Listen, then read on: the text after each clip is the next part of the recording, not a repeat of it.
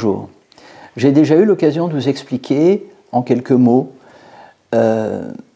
pourquoi les émotions comme la peur, l'inquiétude pouvaient avoir des effets particulièrement néfastes, notamment en cas de maladie, par leur effet affaiblissant des résistances du corps, de l'immunité, par les fuites d'énergie, dit-on, qu'elles occasionnent, du point de vue de la médecine chinoise. Pour pallier à ces fuites, il y a des antidotes. Il y a un antidote majeur à la peur, à l'inquiétude, ça s'appelle la confiance. La confiance est un état d'esprit qui, à l'inverse de la peur qui fait fuir le chi, la confiance le raffermit, le consolide, fait remonter le niveau d'énergie à l'intérieur du corps. Plus fort encore que la confiance, il y a ce qu'on appelle la foi, c'est-à-dire une ouverture à quelque chose qui peut être plus grand que soi et qui a quelque chose, je dirais, de solaire et qui peut recharger les batteries les plus faibles. Donc la confiance et la foi, du point de vue de la médecine chinoise, sont des aspects psychiques qui font partie de l'être humain et qui jouent un rôle déterminant, notamment dans les maladies les plus graves. On peut voir aussi que dans les guerres, ce sont ces états psychologiques qui peuvent retourner complètement des situations. Mais voilà, on a un problème. C'est que la confiance, elle ne s'appelle pas comme ça en médecine chez nous. On appelle ça le placebo.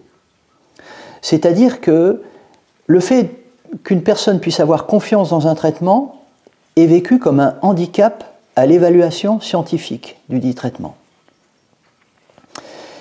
C'est ce qui nous vaut actuellement un débat, si ce n'est un combat, entre les cliniciens et les méthodologistes, c'est-à-dire des personnes qui d'un côté sont des médecins et se disent si les gens ont confiance, si ça marche, toute la méthode n'est peut-être pas là, mais les gens vont mieux, donc allons-y.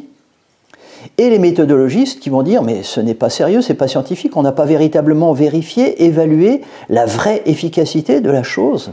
On n'a pas fait tous les tests.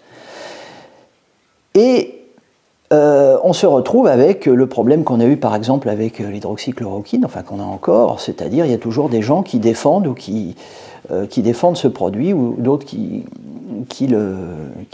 essayent de le démolir en disant c'est pas encore sûr. Le fait de rester accroché à des protocoles expérimentaux, comme les expériences en double aveugle contre placebo, quelque part, ça relève actuellement, dans la situation où nous sommes, de mon point de vue, d'une forme d'ignorance criminelle des ressorts intimes de ce qu'est la nature humaine. Et un médecin devrait savoir ce qu'est la nature humaine. Je ne dis pas qu'il faut prendre ce genre de produit, parce que moi je ne suis pas tellement pour ce genre de médicaments, vous vous en doutez. Je ne dis pas qu'il faut prendre la chloroquine n'importe où, n'importe comment, à n'importe quelle dose, à n'importe quel stade. Ça aussi, ce serait stupide et criminel. Je dis que quand un traitement est porteur d'espoir, de confiance, même si ce n'est pas visible au microscope, même si ce n'est pas validé par des tests sur les souris, dès lors que des foules entières font la queue pour prendre ce traitement, qui peut être prescrit modérément, comme on distribuerait des hosties quelque part, il faut arrêter de raisonner comme un robot, comme une machine. Nous sommes des êtres humains. Le placebo est basé sur la confiance. C'est donc une valeur ajoutée au traitement. Le contraire du placebo, ça s'appelle le nocebo. C'est le fait de douter d'un traitement.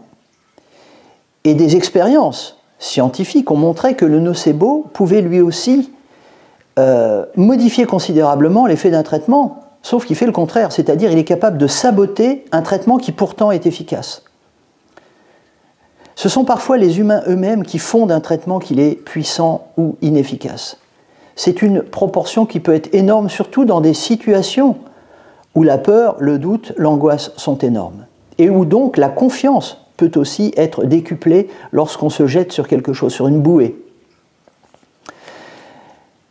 De quelle qualité est l'art du médecin qui ignore cela? C'est une question posée par le Sowen, un ouvrage de 300 avant Jésus-Christ, qui traite de l'état psychique des individus dont le médecin doit prendre conscience dans le traitement. Rappelez-vous d'une chose, Pasteur était biologiste, il n'était pas médecin. Hippocrate, qui était médecin, disait « La maladie n'est jamais plus importante que le malade ». Il serait temps de savoir à quel serment on doit faire référence. Je vous souhaite une bonne réflexion là-dessus, et quel que soit votre choix, je vous conseille d'avoir confiance en lui.